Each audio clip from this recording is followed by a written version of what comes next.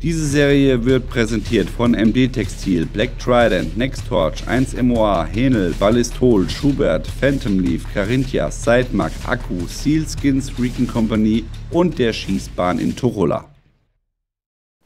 Hallo und herzlich willkommen auf Epic Night Warrior mit Rosi. Wir sind im Teil 6 angelangt und heute geht es um das Arbeiten in der Raumkampfanlage.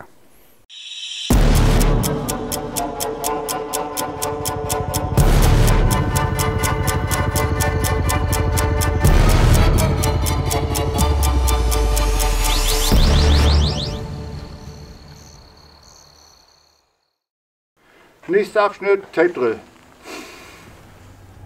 Wir fangen an mit dynamischen Eindringen. 2-Mann-Team, saubere Zeichen geben, Raum stürmen, Hauptfehler, Ecken nicht gecheckt. Ecken nicht gecheckt heißt in Wirklichkeit, wenn da einer ist, kann er uns beide ausschalten. Der eine wird ausgeschaltet, von der Evolution ist das auch gerechtfertigt, weil er was falsch gemacht hat. Aber der andere, der den Raum nimmt, diese Seite nimmt, der kann gar nichts dafür, dass er totgeschossen wird. Nur weil er seine Ecke nicht gecheckt hat. Eckencheck. Wie lange brauchen wir dafür? 5 Sekunden. Ja, dann waren wir schon lahmarschig.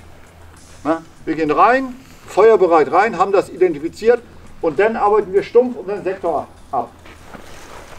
Auch da wieder ein Unbeteiligter. Taktisch schießen Einzelziel. 3 bis 5. 3 bis 5 in die Brust. Wir haben nicht genügend Wirkung, dann 3 bis 5 im Kopf und Hüfte. Oder umgekehrt. Aber wir fangen immer mit der Brust an. Wenn wir Mehrfachziele haben, Beispiele sind 3 nebeneinander, wie schießen wir jetzt taktisch? Jedes Ziel 2. Genau. So, heißt für uns, wenn wir dynamisch reingehen, Ecke checken, rum, ein Tango, weiter checken. Es wird erst die Bedrohung ausgeschaltet. Kümmert euch nicht um den Unbeteiligten. Erst wenn das geklärt ist, sobald wir die Zeit haben, also 1,4 Sekunden später, German Army don't move. Und dann kriegen wir ihn unter Kontrolle. Bei diesem Drill endet es bei German Army don't move und dann hole ich euch raus. Rosi, wir haben sehr viele tolle Momente in Polen gehabt und das Highlight für uns natürlich auch vom Zuschauen her war das Arbeiten dann in der Raumkampfanlage. Du hast deine Leute darauf vorbereitet, das wurde alles am Tag trainiert, das wurde alles bei Nacht trainiert, das wurde alles mit den simulierten Gebäudeumrissen nachgespielt, wo ihr quasi die Hölzer ausgelegt habt und damit die Räume simuliert, also ohne, sag mir, wie du das nennst, bitte. Das ist ein Tape-Drill, den wir gemacht haben. Tape-Drill, danke, ja. Dann haben wir noch einen Attrappendrill gemacht. Ja. Also quasi die ganze Vorbereitung dieser Tage war dann auch auf das Ziel hingearbeitet, ausgerichtet auf die Abschlussübung mit der Raumkampfanlage. Ne? Und dazu wollten wir natürlich jetzt auch nochmal ein Video machen, um da die Spezialitäten und die Sachen, auf die man achten muss, beleuchten. Ja. Genau. Also von der Lage war das so, wir sind mobil infiltriert. Unsere Informationen, die wir hatten, wir wissen, ein Fahrzeug steht dort. Dort ist ein gegnerischer Posten drin. Hier ist eine Terrorlage. Das heißt, wir wissen auf jeden Fall, dass da 1 oder sogar 2 Terroristen drin sind. Die Informationen hatten wir vorher. Wir sind abgesetzt worden, sodass man nicht gehört wird außerhalb. Haben uns mit BIF angenähert. Und im Video sieht man eigentlich die Phase ab hier. Hier standen noch Fahrzeuge. Ab da sind wir in einen Rutsch durch. Das sollte eine Gebäudeecke darstellen. Dort haben wir uns angenähert, sind dann hinten rum. Die Annäherung selber war so, dass wir eine Rückensicherung haben, weil es kann natürlich überall der Gegner auch im Rücken wieder auftauchen. Haben wir so gemacht, der erste Mann in der Laser Ready vor, die anderen haben nach rechts und links gesichert und der letzte und der vorletzte, die waren das Team für rückwärts. Was man ganz selten macht, ist rückwärts gehen. Aber wer jetzt aufmerksam, ich glaube, wir haben den Drill Rotte auch zumindest angesprochen. Wir haben auf jeden Fall das mit dem Rückwärtslaufen gemacht, weil ich dann auch gesagt habe, so unterm Nachtsichtgerät beim Filmen, dass es auch noch mal schöner aussieht, wenn der Laser nach hinten läuft. Ne? Das war natürlich jetzt vielleicht dann... Interessiert mich jetzt gerade nicht so, aber aus taktischer Sicht macht es halt Sinn, dass einer aufpasst. Und da ist es dann so, man wird geführt Ja, der eine guckt nach vorne, damit der andere die ganze Zeit nach hinten schauen kann. Man kann es auch anders machen. Wenn du an das Video von damals denkst, die Sniperei, da hatten wir ja auch eine Rückensicherung. Ja. Und da ist er bei dem Patrolling, ist er gegangen, also alle 10 Sekunden hat er nach hinten geschaut. Das ist in so einer Lage möglich, aber es geht auch anders. Und wenn ich eine 100% Sicherung nach hinten haben will, dann abgesehen von den Snipern und Marksmen, die ich eingesetzt habe, da ist das einfach so, dass man den Mann führt. Ja. Ne, ich schaue hin, gehe einfach diesen 3 Mann vorweg und führe den. Ja. So, das haben wir gesehen. Die sind dann hier, haben sich angenähert. Dann ist der erste Mann hier um die Ecke, hat den Terroristen aufgeklärt, den Posten im Fahrzeug. Den haben wir dargestellt, das war eine Original-Schützenscheibe, so eine wie die dort. Nur, dass wir ins Gesicht einen Luftballon geklebt haben, sodass wir auch ein bisschen sehen können, haben wir wirklich Effekt. Also wenn er nicht platzt, habe ich daneben geschossen. So sind wir vor. Dann hatten wir hier aus der Hüfte geschossen, aus der Laser Ready tatsächlich. Also nicht aus der Hüfte, aus der Laser Ready. Dann haben wir uns weiter in der Tiefe angenähert. Hier. Und in diesem Bereich haben wir eine Umgliederung gemacht. Und zwar haben wir eine Sicherung eingeteilt. Die Voraussicherung, ja, das ist dann diese Kreuzsicherung, wo der eine in die Richtung sichert, der andere in die. Und am Ende ist das so, die nicken sich zu und sichern dann nach außen. Für diesen Auftrag, das war nur ein Nebenauftrag, die Hauptkräfte haben das große Objekt genommen, wo auch wirklich hier der Waffenmixer und alle sind. Das war nur ein Nebenobjekt, ja, sonst würde man das natürlich auch mit mehreren Männern stürmen im Idealfall. Und hier war noch der Zugang durch den Tunnel, das haben wir glaube ich noch nicht Genau, erwähnt. das ist der Tunnel. Ja, das heißt, die haben sich hier angenähert, ja, haben dann auf der linken Seite kann er viel besser da reinschauen. Ja, dann sind die so weit wie es geht nach vorne, so weit wie es geht, dann nicken die sich zu und dann gehen die nach außen. Die Haustür, diese war geschlossen. Das heißt, wir hatten in Position einen links, einen rechts und 2 Mann waren die ersten Stürmer. Ne? Der Grundsatz ist ja mindestens mit 2 Mann einen Raum stürmen, kann auch mit 3, 4, Breacher und so weiter. Wir haben das dann zu zweit gemacht, haben den ersten Raum genommen. Dann haben wir gesagt, ich will drinnen 4 Mann haben. Das heißt, einer von den beiden ist nach hinten gegangen und hat von dieser Position beide Ecken überwacht. Und dann ist ein Folgeteam gewesen, die nächsten 2. Die ersten 2 Raum genommen, leise. Bis hierhin haben wir alles abgearbeitet mit der BIF-Brille. Ab hier haben wir gesagt, hier nehmen wir Weißlicht. Sind wir dort rein, haben den genommen, den nächsten Raum, haben den Flur genommen, nächsten Raum und das Hauptobjekt, die Stronghold, war der letzte Raum, ne? Der Schlafraum, wo wir keine andere Möglichkeiten hatten reinzukommen. Ne? Ansonsten würde ich ja schon taktisch, wenn ich weiß, dass er da schläft, gehe ich da als erstes rein, um einfach die Überraschung ein bisschen auszureizen, ging dort nicht. Wir haben versucht leise zu sein, so lange wie es geht und dann haben wir halt andere Terroristen ausschalten, dann war es halt laut. Was wir noch gemacht haben, wenn ich jetzt hier einen Unbeteiligten drin habe oder einen Terroristen erschossen habe, um schnell zu sein, haben wir das Folgeteam. Ne? Das heißt dann nachrücken für ein Folgeteam. Die beiden haben dann schnell einen Unbeteiligten durchsucht, also gefesselt, dann durchsucht, damit es schnell geht, nach hinten weggegeben an das andere Team, was danach hinter uns kommt, das ist nur ein Support-Team. Dann sind die einfach immer auf Augenblick mindestens einer von beiden ran, sodass wir zügig uns durcharbeiten können. Wir haben mit Irritationskörper gearbeitet. Wir haben einfach die Nextorch Irritationskörper, die neuen. Du weißt natürlich, wie die heißen. Nein, tatsächlich den Namen habe ich auch nicht im Kopf. Gut, die sind noch zu neu. Ja, okay. Ich habe die da, ganz tolle Dinger. Zeigen wir im Ausrüstungsvideo. Ja, einmal. genau. Na, und die haben wir dann auch taktisch eingesetzt. Man könnte jedes Mal werfen, aber man hat nur bedingt viele. Man kann die auch wiederverwenden, auch taktisch wiederverwenden. Ne? Wäre zum Beispiel ein Auftrag vom Folgeteam, die wieder scharf zu machen und nach vorne zu reichen. Wir haben die da, wo jetzt der taktische Führer beurteilt hat, hier macht es einer Sinn, bis zum Schluss dann eingesetzt. Was kann man noch machen? Wir wollten jetzt schnell den Terroristen ausschalten. Also der Schwerpunkt war eigentlich Geschwindigkeit. Was kann man noch machen? Wenn es möglich ist, den haben wir ja ausgeschaltet mit der 22, mit der 300 Blackout und mit Subsonic-Munition. Deswegen war ich jetzt nicht sicher, ob man das im Video mitbekommt, überhaupt den Schuss. War ein guter Schuss. Und hier wird eigentlich gewechselt. Ne? Hier vorne, ich will dort vorne jetzt Feuerkraft haben, heißt genügend Geschwindigkeit. Dann ist Subsonic nicht mehr erste Wahl natürlich. Aber wenn ich treffe, treffe ich auch. Ja, da war der Waffenwechsel. Ich wollte was Aggressives haben. Ich habe einen kurzen Lauf genommen. Das heißt, selbst wenn ich daneben schieße, der Blast, der da vorne rausgeht, ne? Das ist natürlich etwas, was einen jemanden schockiert. Ja, und das ist einfach Zeit, die man gewinnt dann. Genau, da habe ich wieder eine Sekunde gewonnen. Nachteile, die man hat, ist natürlich, wenn ich jetzt ohne Gehörschutz arbeiten würde, würden wir alle Knallschaden kriegen. Ne? Definitiv. Na, der Schall, der da drin ist. Aber das war die Mission, die haben wir so durchgezogen. Ich will nochmal hier oben im Detail zeigen, wie wir das gemacht haben. Ne, auf Video, ich weiß nicht, wie das rüberkommt. Ich habe das jetzt selber noch gar nicht gesehen. Wir sind die 1 und die 2. Ja. Die Tür ging in diesem Falle so rum Du auf. hast so tolles Zeigewerkzeug, ein Ballistol-Zeigestock und ein Imbus-Tür. Nee, ist ein Torx. Torx. Mit Imbus geht das nicht. So, das heißt, man kann es auch anders machen. Mein Weg ist, die 2 öffnet die Tür. Ja. Na, deswegen ist sie rübergegangen. Na, wir bleiben möglichst nicht vor der Tür stehen. Wenn da welche sind und durch die Tür schießen, muss man sich nicht unnötig gefährden. Ich habe sie geöffnet, habe gleich einen Irritationskörper, also Tür auf, Irritationskörper reingeworfen. Und die 1 ist, nachdem der Irritationskörper schon ausgelöst ist, mit den Irritationskörper gestürmt. So, danach haben wir die nächste Türaufstellung und hier gibt es ja natürlich von der Taktik verschiedene Sachen. Das war eine offene Tür. Die meisten Türen in der Wohnung, kann man ja selber bei sich schauen, sind geöffnet. Haustüren oder Wohnungstüren sind zu, Zimmertüren sind meistens auf. Wir sind natürlich auf alles vorbereitet. Also ein richtiger Weg ist, hier zu wechseln. Ein Grundsatz ist, wir queren keine offenen Türen, also das ist ein No-Go, machen wir nicht. Was wir machen können ist, von außen diese Position einnehmen. Und je nachdem wie wir stehen, in dieser Lage die 1 bleibt die 1, wir nicken uns zu, die 1 marschiert, die 1 marschiert.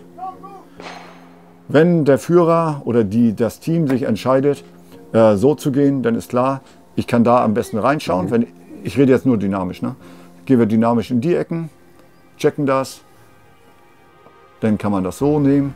Das heißt, die 1 ist jetzt vorne. Man kann es auch anders machen.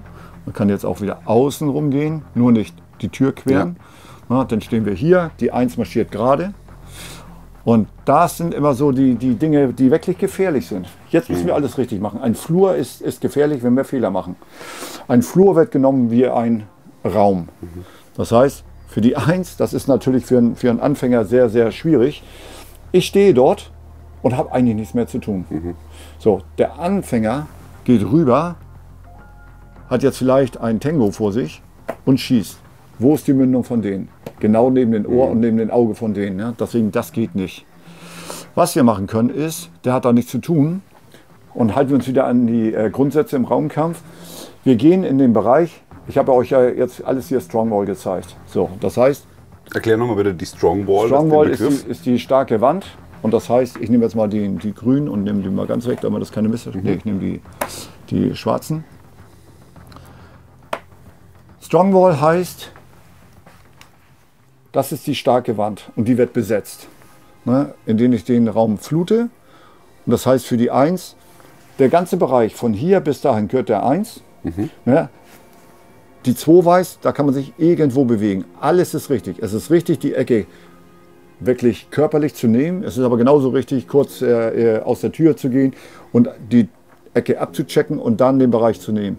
Ist jetzt wirklich die Kurzfassung. Ja. Für die 2 ist das richtig, wenn ich aus der Tür gehe, ne? Denn das ist der fatale Trichter. Ja. Wenn die 1 da stehen bleibt und kriegt keiner kann helfen. Ja. Die 2 geht rein und darf von hier bis hier sich bewegen, ist halt weniger Platz. So, und dann nicht ganz korrekt, aber das hat sich jetzt so etabliert. Opposing Corner wäre jetzt in eine Ecke zu gehen, wenn wir jetzt, das ist ja eine Center Door, wenn wir jetzt eine Corner Door hätten, also wenn die Tür hier ist. Und dann wäre das der Bereich, der genommen wird. In dieser Raumkampfanlage in Polen haben wir ja nur Center Doors. Wäre aber möglich, wenn ich jetzt unbedingt will, dann lassen wir da auch eine Corner Door machen. Ist manchmal sicherheitstechnisch ein bisschen problematisch. Aber das ist Strongwall. Na, das kann ich mit 3 oder mit 4 Mann machen. Das Mindeste aber 2. In dieser Lage, wenn wir uns jetzt vorstellen, wir sind jetzt hier in dem Flur, der wie ein Raum genommen wird, endet das hier. Und zwar auch eine riesige Halle wird genommen wie ein Raum. Na, und dann sieht man den Vorteil, wenn man das so macht, na, auch wenn es jetzt 50 Meter weiter geht. Wir hatten ein Objekt in Hamburg, da ging der Flur 100 Meter lang. Na, jetzt wäre es natürlich ein bisschen Quatsch, wenn die einzeln 100 Meter weit läuft. Ja. Ne? Dann hätte ich keine Verbindung mehr, wäre also wieder ein Verstoß gegen Grundsätze. Aber clever ist dann, wenn man das hier so macht. Ich habe die Ukrainer ausgebildet, die hatten dann auch so eine kleine Halle. Und dann musste man denen auch erstmal sagen, wie man so eine Halle, die jetzt überraschend, ne? Die hatten keine Informationen, wie es aussieht, Ja. hat überhaupt keine Relevanz, wenn man sich an die taktischen Grundsätze hält. Strongwall. So, und dann steht 1, 2, eventuell hier noch einer, die 3 und eventuell, wenn da noch Platz ist, die 4. Ansonsten ruft man aber kleiner Raum. Und kleiner Raum beispielsweise hat nichts mit der Größe des Raums zu tun.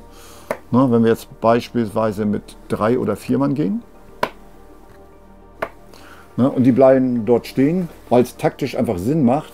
Dann will die 3 stürmen, stellt fest, da passt sie nicht rein. Ja. Dann ist der taktische Begriff kleiner Raum, egal wie groß der Raum ist. So, und das heißt, der ruft das, wenn es jetzt zum Beispiel so aussieht, die 4 will rein, hat keinen Platz links oder rechts, bleibt sie draußen, ruft auch kleiner Raum. Der Führer, im Allgemeinen die 2, wenn die hört kleiner Raum, weiß sie auf jeden Fall, mein 4-Mann-Team ist nicht vollzählig. Check. Oder mein 3-Mann-Team ist nicht vollzählig. Mehr Informationen hat es erstmal nicht. Denn das A und O, worum es geht, wenn ich einen Raum stürme, ist, schalte die unmittelbare Bedrohung aus. Auch wenn da jetzt Unbeteiligte stehen, alles ausblenden, wir kümmern uns nur um die unmittelbare Bedrohung. Nach 2 Sekunden, wenn wir die vielleicht ausgeschaltet haben, dann kümmern wir uns um den Rest. Ne? Was ist noch gefährlich? Natürlich ein Unbeteiligter, der jetzt irgendwo hier rumsteht. Was ist noch gefährlich? Eine offene Tür ist immer gefährlich. Denn wenn ich zum Beispiel der Gegner bin, wo positioniere ich mich? Wenn ich weiß, dass da welche reinkommen, stelle ich mich weder hier hin, Ja. ich stelle mich auch nicht hier hin, sondern ich werde dort stehen. Und da kommen wir wieder zu dem Problem, wenn wir keine Lampen haben. Das könnte jetzt dahin dunkel sein. Keiner sieht, dass da einer steht. Ja. Also wenn wir jetzt nicht leuchten, ist es durchaus richtig, auch am Tage die ganze Zeit mit Licht zu arbeiten, um das wahrzunehmen. Und das ist die perfekte Schussbahn. Ja. Eben. Und wenn ich jetzt gar kein Teamtraining habe, dann ist das natürlich eine hohe Gefährdung und ich kann mich gar nicht wehren. Ja. Genau das gleiche Problem ist, wenn wir so eine Situation haben und wir halten uns nicht an die Grundsätze. Ich stürme rein und kümmere mich um den. Dann kriegen wir beide schön in die Seite geschossen, ohne dass sich einer wehren kann. Ne? Das heißt, der Grundsatz ist, wenn wir in den Raum reinstürmen, für die 1, wenn wir jetzt dynamisch reingehen. Es gibt 2 grundsätzlich unterschiedliche Vorgehensweisen, dynamisch oder sichernd. Ne?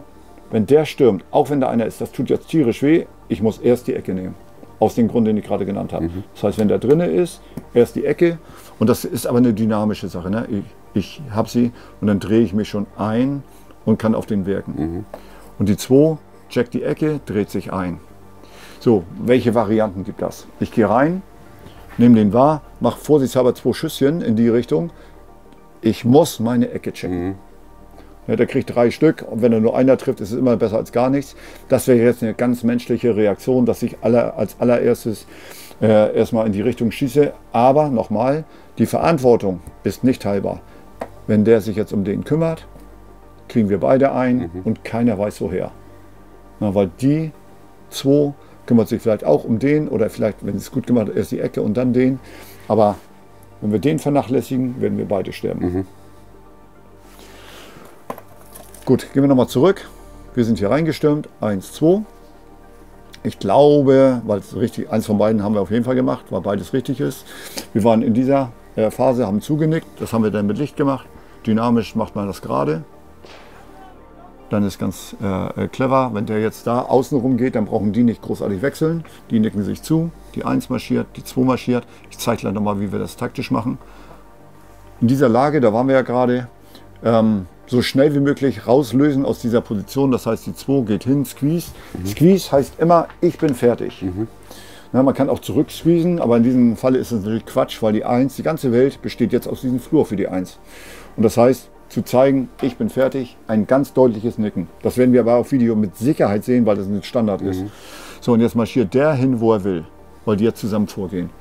Das heißt, wo er will, wo er hin muss. In diesem Falle geht er jetzt, weil hier die nächste Phase ist, er geht rüber, von hinten wird er gesqueezed, ich bin fertig, er nickt, ich auch, kleinen Schubsi, er stürmt rein, macht genau den gleichen Job.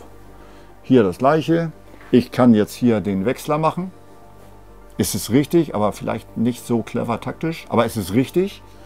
Ein bisschen cleverer ist hier rüber zu gehen. Jetzt kommt die ganz große Frage, ja, wenn ich jetzt die einsehe, darf ich schießen. Ich sag mal ein Kommando, SAS oder Delta, natürlich schießen die. Da wird niemals was passieren. Der Abstand hier reicht, da kann ich ja sonst an ihm vorbeischießen. Die Regel für normale Infanteristen ist die 1-Meter-Regel. Und das heißt, wenn einer hier steht, ne, das vorderste Teil, die Mündung vom G36 zum Beispiel, ne, daran darf ich vorbeischießen. 1 Meter. Im Krieg wie im Frieden.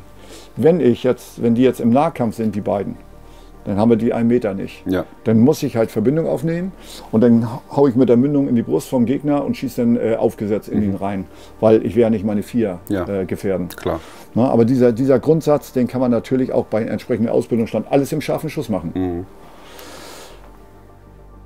Nochmal, die Kommandos, Spezialkräfte sind da rausgenommen, weil jeder weiß, oder mein Buddy, der Marco damals, der kannte mich so gut, wenn ich die Schulterbewegung mache, weiß er, dass ich dahin gehe. Also das Team ist da ein Block, der von A nach B geht. Der weiß genau, was in meinem Kopf vorgeht, weil wir das so häufig trainiert haben. Ne? Also der wird niemals einen Schritt nach vorne machen in so einer Lage. Der hält seine Stellung, dann kann ich an den vorbeischießen, ganz entspannt. Also zum Beispiel auf den Gegner schießen, dann mache ich mein Ding weiter. Und dann ist eigentlich genau das Gleiche. Ich gehe hin, die 1 marschiert zuerst, die 2 als zweites und dann marschiert 1, 2 und klärt das. Diese Technik haben wir nur ganz kurz gemacht in Calw. Wir haben eine ganz andere jetzt, soll keinen interessieren. Das ist etwas, was Spezialkräfte und Infanterie machen kann. Es ist richtig, es funktioniert. Das war zu unserer Zeit 96 die Taktik von den SEALs. Die meisten Amerikaner haben das so gemacht. Sie ist richtig, sie funktioniert. Der Hauptvorteil ist, sie ist auch trainierbar, ne, auch auf Standort-Schießanlagen theoretisch, Truppenübungsplätze so und so. Deswegen ist das eine richtig gute Taktik. Die Bundeswehr, die EGBler machen das so, weil es einfach und logisch ist. Der Unterschied, oder warum kann ich das alles so sagen? Weil der Unterschied zwischen Erfolg und Niederlage ist ja nicht die Taktik hier in diesem Falle, sondern wie gut bin ich ausgebildet, wie flüssig geht das. Und dann das zweite Ding und die Kombination daraus machen wir, wenn wir jetzt eine offene Tür haben, dann könnte der natürlich dynamisch angreifen oder er könnte aufschneiden. So, die große Frage ist jetzt, ja, was mache ich denn jetzt in so einer Lage, wenn und. Wenn wir jetzt uns vorstellen, wir haben einen Unbeteiligten hier, dann arbeite ich mich vor, immer aus der Deckung und dann kläre ich den auf, stelle fest, es ist nur ein Unbeteiligter, German Army don't move. So, und jetzt ist die 2 clever, die checkt nochmal diese Ecke, das macht sie automatisch, dann wird die rausgelöst und die 1 marschiert weiter und sagt jetzt, offene Tür, er macht was ganz Schlimmes so in dieser Konstellation. Die 2 positioniert sich so, dass sie weiter ihn hat und ihn hat. Und dann kann das sein, dass sie so stehen. Dadurch, dass die 1 immer als erstes marschiert, haben wir keine Probleme. Wo wir Probleme vielleicht haben, können wir das auch im scharfen Schuss machen? Auf jeden Fall, wir haben es ja im scharfen Schuss gemacht. Das will ich jetzt zeigen, das Ding kann runter. So, warum ist das so ungefährlich? Weil wir ganz klar kommunizieren. So, nehmen wir an, da vorne ist die 1, hier ist die Tür und ich bin die 2. Ja, er ist in diesem Falle hat aufgeschnitten. Ich stehe jetzt und übernehme seinen Bereich. Ne? Man sieht ja nicht in den Raum unbedingt rein. Ne? Je nachdem, wie dick die Wand ist, so dünn kann ich halt weit in den Raum reinschauen, aber es kann auch so eine Dicke sein. Ne? Also ich positioniere mich so, dass ich das so weit wie möglich überwachen kann. Nehmen wir an, dass kein Unbeteiligter, kein Tango, gar nichts, dann bleibe ich hier stehen. Irgendwann ist die 1 da drüben. So, wir nicken uns zu, dass wir fertig sind. Und der Befehl zum Angriff ist ganz einfach, aggressiv frei machen. Also, dass man das auch im Augenwinkel, auch in der Biff-Brille sehen kann. Also zaghaft, da gehe ich nicht. Die Taktik muss ja funktionieren, auch beim schlimmsten Honk, den ich habe. Der gestern noch eine unbeabsichtigte Schussabgabe auf der Schießbahn hatte. Jetzt kommt der scharfe Einsatz.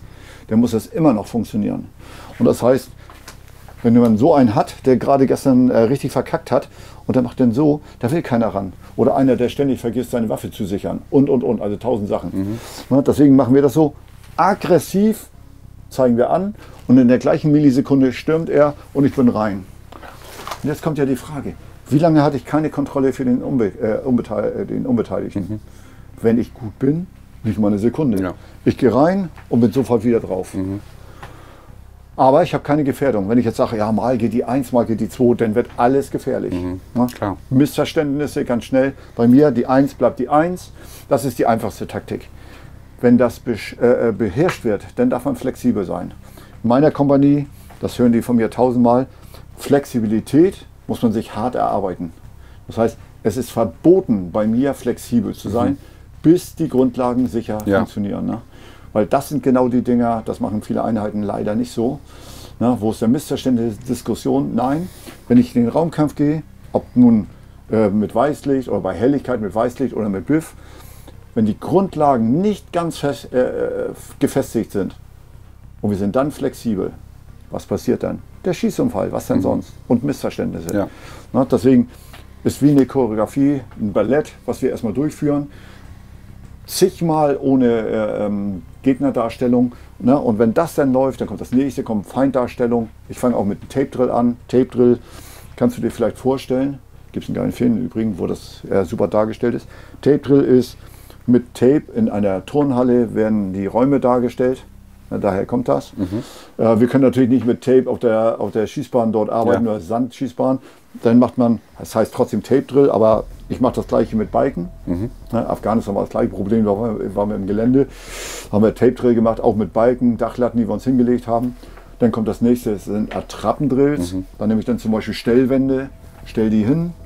Und dann kommt Rock Drill, hast du vielleicht auch schon mal was von gehört? Rehearsal of Concept. Ich habe es schon mal gehört. Ja, dann würde zum Beispiel ein Mann der Deckungsgruppe würde genau in der richtigen Zeit an die Position gehen.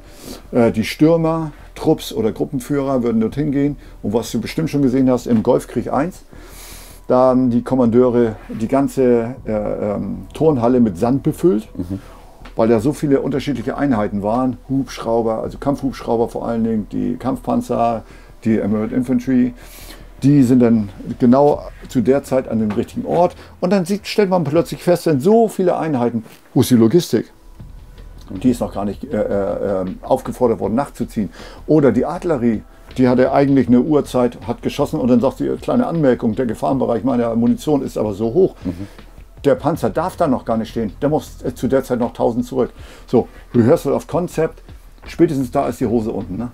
Haben wirklich alle das Gesamtbild im Kopf, um im Sinne der Führung zu kämpfen. Das ist ein Rockdrill. Auf so einer kleinen Ebene macht das überhaupt keinen Sinn. Macht man seinen Tape-Drill, stellt das alles dar. Na, Sandkastenausbildung müsstest du noch aus deiner Dienstzeit kennen. Wenn man es dann gut gemacht hat, dann ist muss ich das vorbereiten wie eine Gefechtsausbildung. Super, super interessant, macht man viel zu selten. Ne? Ja. Aber so setze ich das zusammen, auch mit meinen Kriegern, nochmal einen Unterricht Taktik gemacht, ne, damit wirklich keine Missverständnisse da draußen sind. Dann gehen wir in die Einzelausbildung, dann gehen wir rein in die Tape Drill, dann hatten wir noch ein bisschen Barrikadendrill. Wir haben die Einzelausbildung, Schießen, erstmal natürlich ganz normal bei Helligkeit, Dunkelheit, Laserdrills bei Helligkeit, Lowlight, Night Warrior Drills haben wir durchgezogen. Und wenn man so weit ist, dann kann man sowas gefahrlos machen. Ja. Und wir waren ja alles aus unterschiedlichen Einheiten. Ja. Und das funktioniert trotzdem. Ja, hat's. Ja. Alle wieder da. Ja. Alle bei guter Gesundheit. Und nicht nur das, das Ausbildungsziel wurde erreicht. Das ist ja auch immer so ein Ding. Ist, natürlich das Allerwichtigste ist, dass wir gesund nach Hause kommen. Ja. Dann kommt das nächste, keine unbeachtliche Schussabgabe. Und dann kommt das nächste, habe ich überhaupt mein Ausbildungsziel erreicht? Meins hatte ich recht hoch gesteckt, denn wir hatten jetzt die Kombi zwischen Bildverstärker und den Arbeiten mit IR-Lasern nachher mit Weißlicht zu arbeiten, also die Lowlight. Ja. Und diese Kombi muss man halt üben. Aber es geht. Ja. Nach 2 Tagen im Übrigen. Das war echt beeindruckend. Ja. Denn das hatten die auch noch nicht so vorgemacht. Cool. Mega gut. Hast du noch Fragen? Nö. Ich denke, das passt. Ja, dann ist ja einfach. Das ist ja einfach, ne? Gut. Ja. Gut, dann haben wir das Thema Raumkampfanlage abgeschlossen. Ich denke, ihr habt da auch einen ganz guten Überblick gehabt. Wir haben da mit Sicherheit auch einen kleinen Teaser dazu vorbereitet, der schon das ein oder andere Mal irgendwo hier auf YouTube zu sehen gewesen ist oder eventuell hier gleich hinten dran noch angehängt wird. Das wissen wir jetzt zu diesem Zeitpunkt noch nicht, aber ich denke, wir werden da auf jeden Fall was Schönes nochmal, dass man das Ganze am Stück hat, zaubern und dann gibt es das auch nochmal zu sehen. Also war wirklich beeindruckend und auch für uns nichts Alltägliches. Ja? Gut. Sehr cool. Ja, damit haben wir den aktiven Part der Night Warrior Serie abgeschlossen. Jetzt kommt noch der Ausrüstungspart. Das heißt, im nächsten Video sprechen wir nochmal über die genutzte Ausrüstung, also sprich über die Laserlichtmodule, über die Lampen, über Kleidung, über Waffen, was auch immer ihr da gesehen habt, wird hier nochmal ein bisschen beleuchtet. Und da freue ich mich ganz besonders drauf. Das glaube ich dir, ja. Als alte Gear-Hure. Ja, darf man sagen. Das ist ein offizieller Begriff. Aber er heißt halt eigentlich Englisch, ne? Gear-Whore, aber es ist eigentlich, in Deutsch ist es die Gear-Hure. Oder Gear-Schlampe, kann man auch sagen, keine Ahnung. Also, Du reitest dich gerade rein, das weiß ich schon. Ja, ich ne? weiß schon. Wie immer halt. Das ist halt Ich sag's bei ja mir noch. immer dasselbe. Ja. Ja, gut. Ja. Solange ich mir keine fange von dir, habe ich alles richtig gemacht. Nee, passiert nicht. Gut, alrighty. Dann einmal in die Videobeschreibung schauen für weitere Informationen und unsere Sponsoren, die diese ganze Serie hier möglich machen. Bitte unterstützt diese auch, das würde uns sehr freuen. Wenn ihr Fragen, Anregungen, konstruktive Kritik habt, ab in die Kommentare damit. Und ansonsten wie immer an dieser Stelle liken, Abo, Glocke klicken. Wir sind raus, bis dann, macht's gut, bye bye. Ciao. Diese Serie wird präsentiert von MD Textil, Black Trident, Nextorch, 1MOA, Henel, Ballistol, Schubert, Phantom Leaf, Carinthias, Sidemark, Akku, Sealskins, Recon Company und der Schießbahn in Tuchola.